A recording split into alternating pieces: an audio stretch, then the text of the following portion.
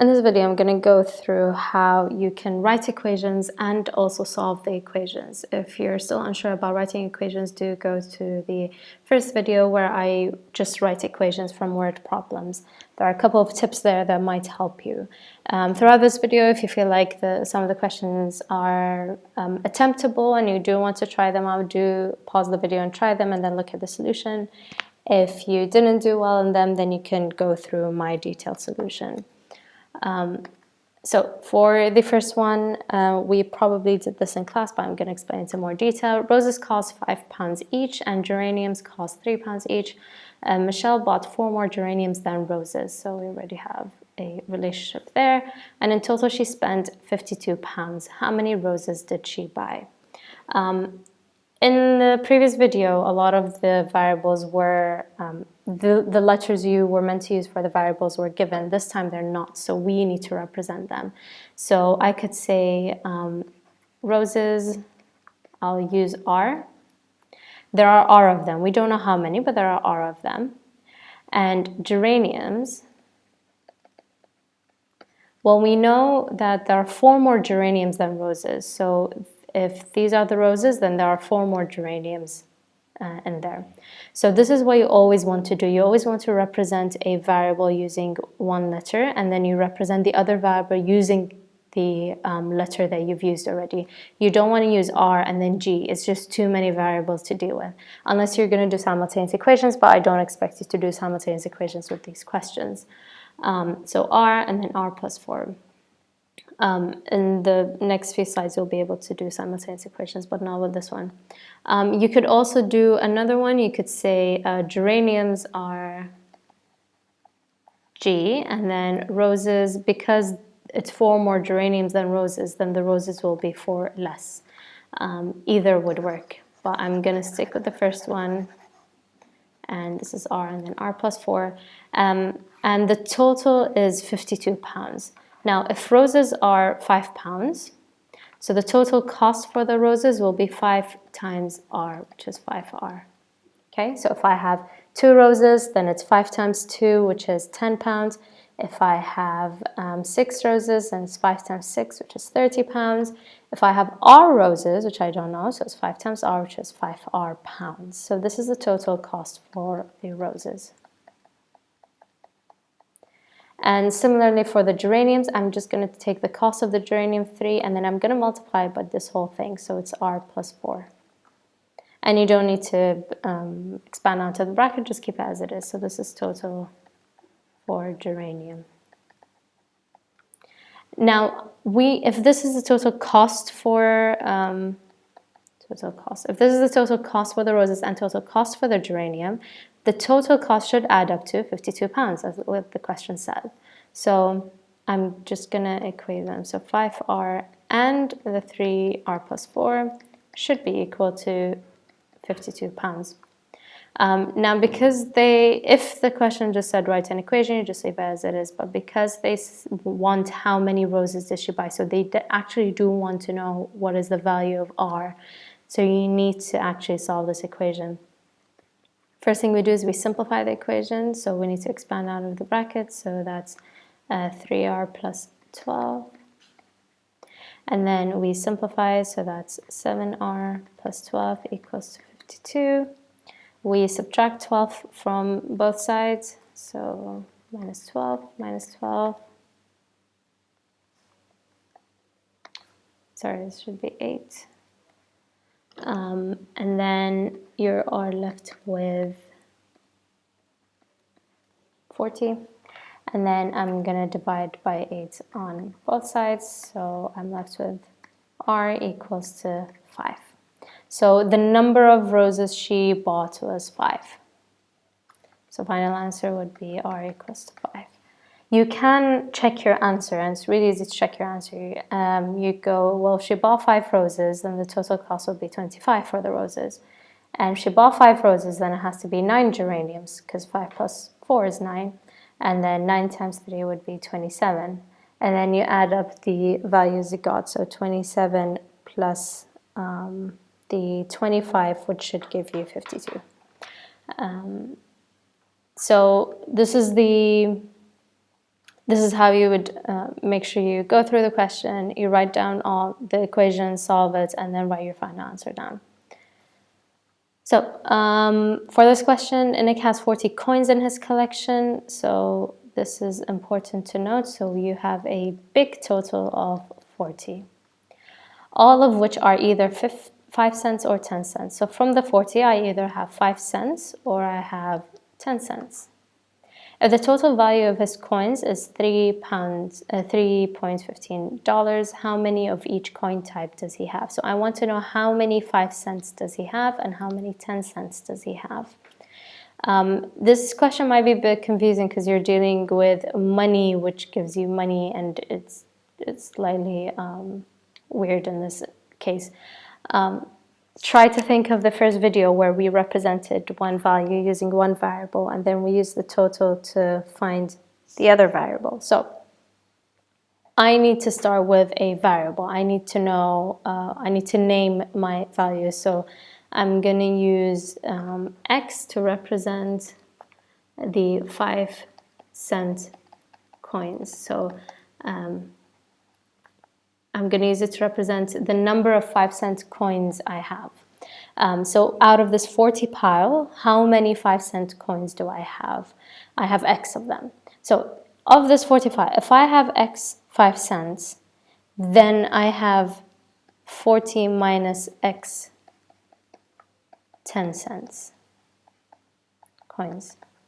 Okay, so again, imagine if this is my 40 pile, and this is how many 5 cents I have, then the rest of it will be my 10 cents. Well, if this is X, then this is automatically 40 minus X. All of this is 40, and then you're taking away X, so that's what's left. So the 10 cents are represented by 40 minus X. And that way we've successfully represented 2 different variables using only one letter. Now, the total cost of them should be $3.15. Again, with money, especially when you have different, if you're dealing with cents and then you're dealing with dollars, you need to make sure everything is in the correct currency. I would prefer changing to dollar, changing the dollar to cents. It's much easier to deal with in this question. So if I have X 5 cents, then the cost of all of them would be 5X. Because if I only have 1 cent, then it's 5 times 1 cent. If I have 2 cents, so let me just do a, if I only have 5 cent, then the total cost will be 5 cents for this variable only. If I have 2 5 cent coins, then the total cost will be is 10 cents. If I have 3 coins, then the total cost will be 15 cents. Okay, so this is what I'm getting at. So 5 cents is the value for each of the coins, and then I have that many of them, so that's your X. So that's what we're representing by this variable. Now, this is for the 5 cents. The 10 cents will be just 10 cents, and then how many of the coins do I have? It's 40 minus X.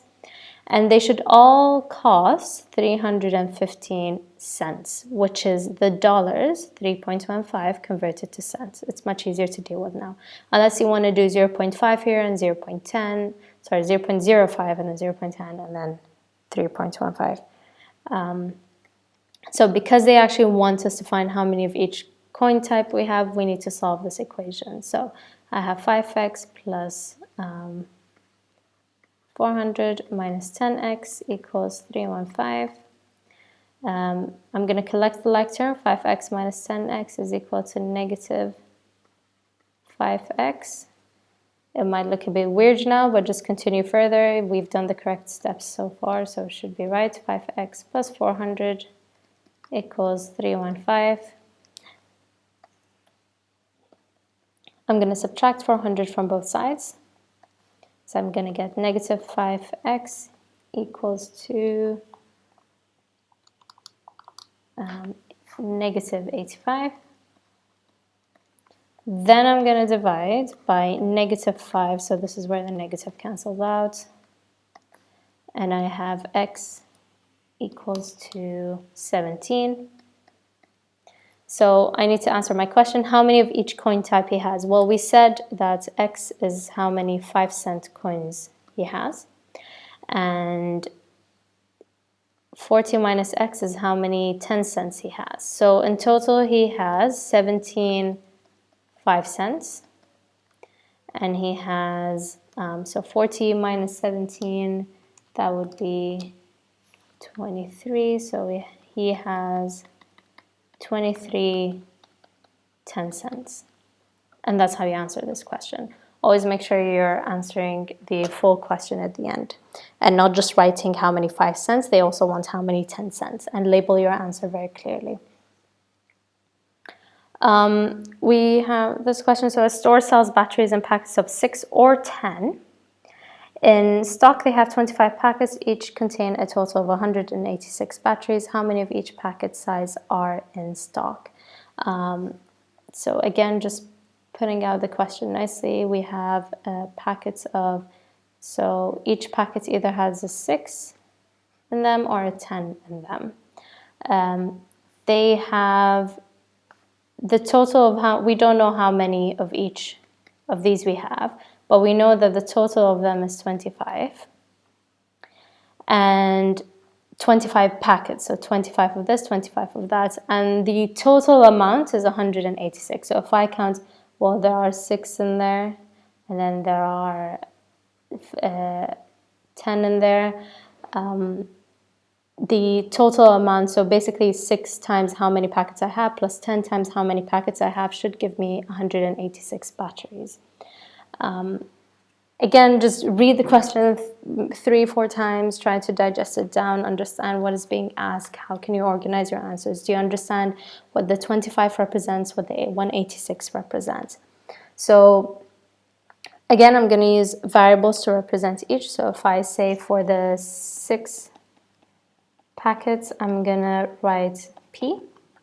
And for the number of 10 packets, I have 25 minus P, because that's how many packets I have in total. So the 10 packets is 25 minus P.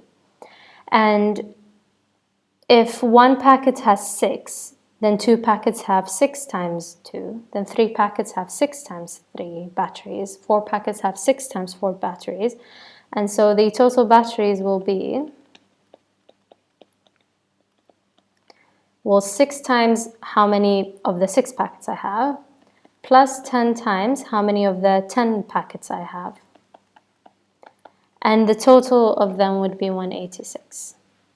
Okay, again, this is how many 6 packets I have, and this is how many 10 packets I have, and the total amount in each of them is just me multiplying the total amount.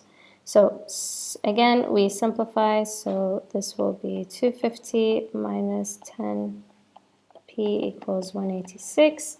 I'll simplify it, so I'm going to get negative 4P plus 250 equals 186. I'm going to subtract 250 from both sides.